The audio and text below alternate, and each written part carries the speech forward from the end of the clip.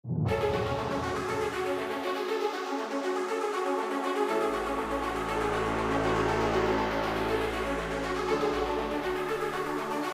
tidak disambut dengan baik dan malah si pria menodongkan pistol. Lantas mereka berniat pulang dan kalian akan terkejut saat Markus berputar balik menuju rumah si pria itu. Anjir, dingin gitu aja.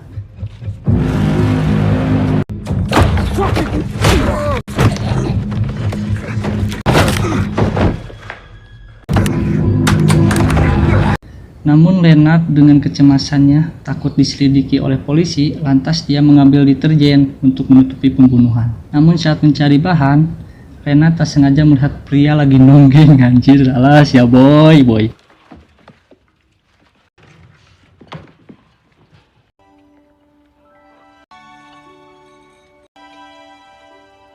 Mereka kembali pulang.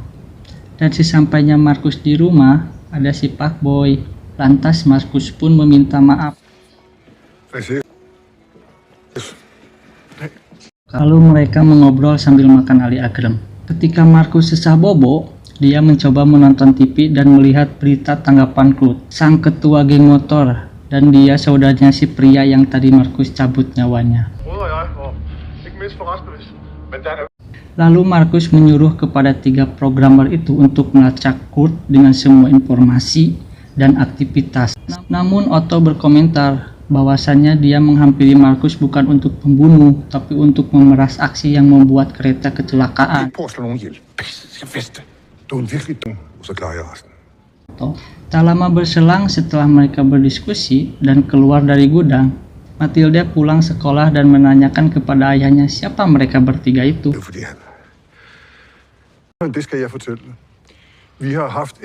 Lennart pun berbicara dan seolah-olah dia dan kedua rekannya adalah seorang psikiater. Lalu Mathilde mengajak Lennart ke dalam rumah dan bercerita dengan Lennart perihal kehidupannya.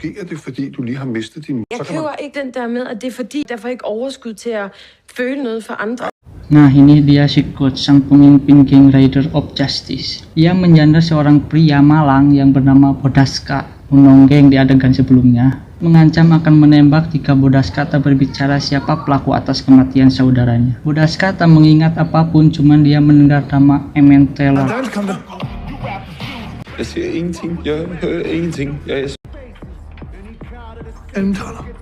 Scene kembali ke rumah Markus saat Lennart dengan Mathilde sedang melakukan metode ketenangan. Datang Emmen yang protes atas kurang puasnya komputer Lennart.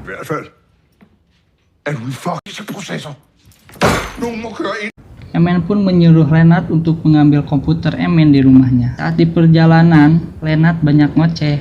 Markus pun emosi dan ingin menonjok si Lennart.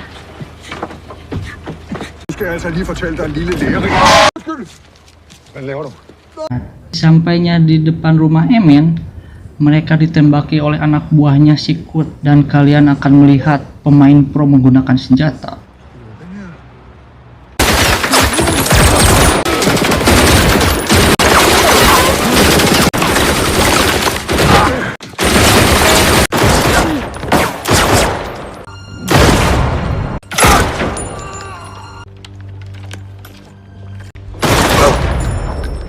Ketika mau pergi, Lennart mencegah Markus untuk tidak menembak Bodaska, dan Lennart pun mengajak Bodaska.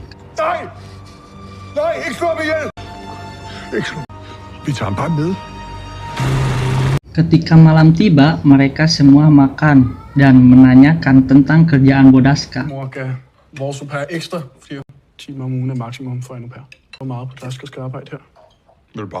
Pindah ke Emmen yang sudah mengetahui semua tentang Kurt dan tahu si Kurt pergi kemana.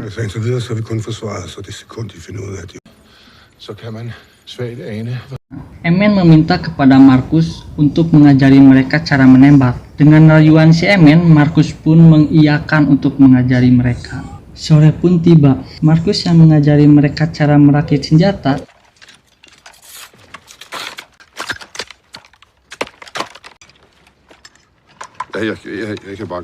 Emmen jago juga.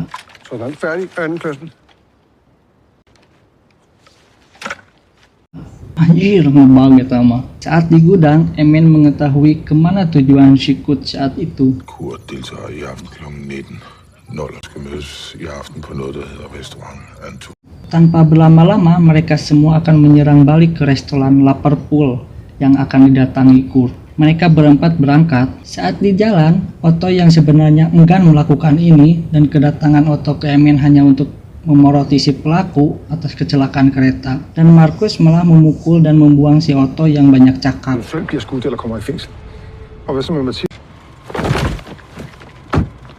Sesampainya di restoran Liverpool, kalian akan melihat gimana dinginnya si Markus.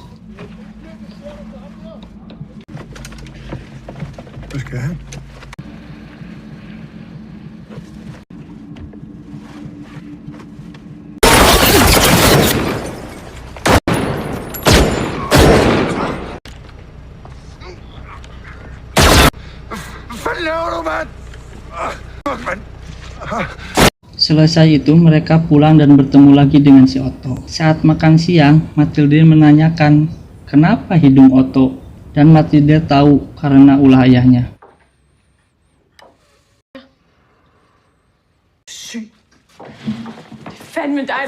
Matilda pun marah dan pergi ke kamar. Saat Matilda di kamar, Otto menghampiri dan mereka mengobrol.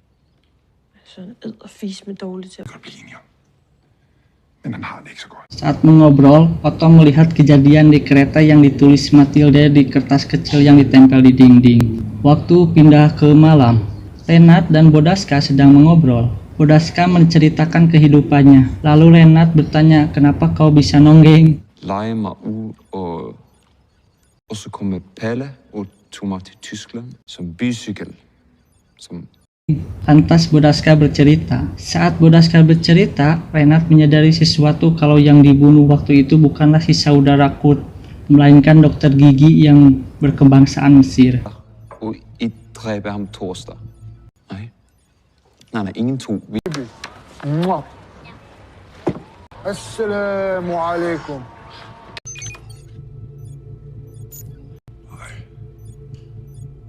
تاني العصير كان طعمه مثل خرا الحمار. رميت كل شغلات جميلة وحلوة وخطرة من السطح. Saudara Kurt sama sekali tidak ada kelibatannya dengan kecelakaan. Saat siang, mereka menceritakan perihal itu kepada Markus.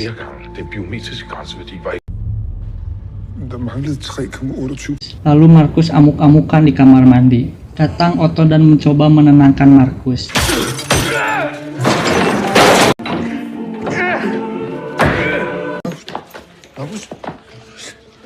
Malam pun tiba. Markus dan Otto sedang mengobrol di situ. Otto meminta maaf.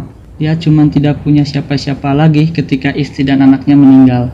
Markus lebih beruntung karena anaknya masih selamat. Dan Otto menasehati Markus bahwasannya hidup harus tetap berlanjut. Berpindah ke si Pak Boy. Pak Boy didatangi Kurt untuk menanyakan di mana keberadaan si Otto. Karena si Pak Boy sempat memoto Matilda dan Otto. Pak Boy main posting-posting aja.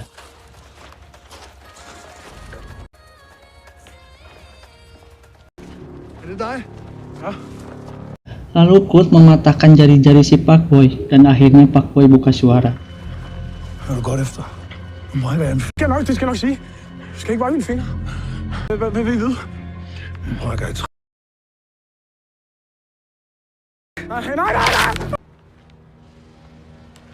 Meget præcis. Det er en virkelig god.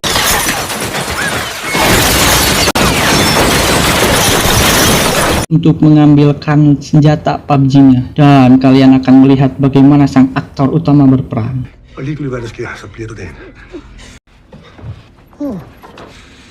Det er lige meget. Bare kast den her.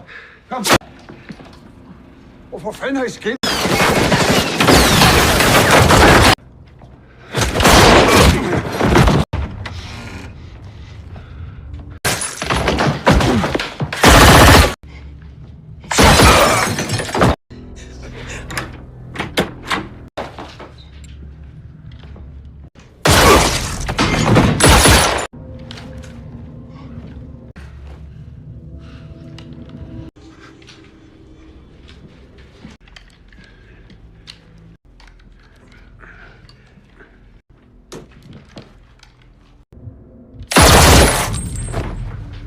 Tak lama Kurt menemukan Matilda.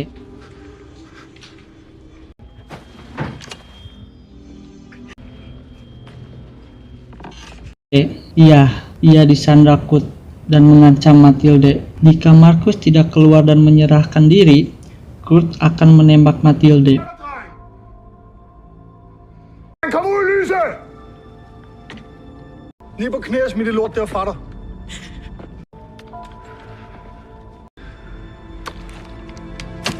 Også den der truska. Saat Markus melepaskan senjatanya, kalian semua akan terkejut. Pasukan elit khusus datang dan menembaki pasukan Kurt.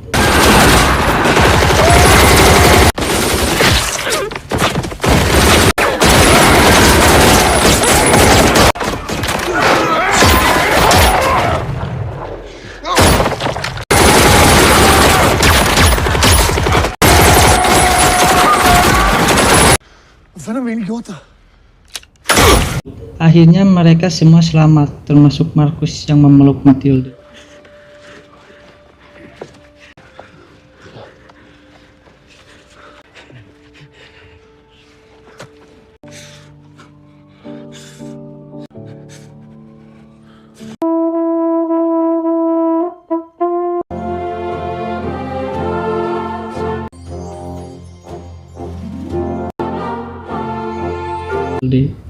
Selesai.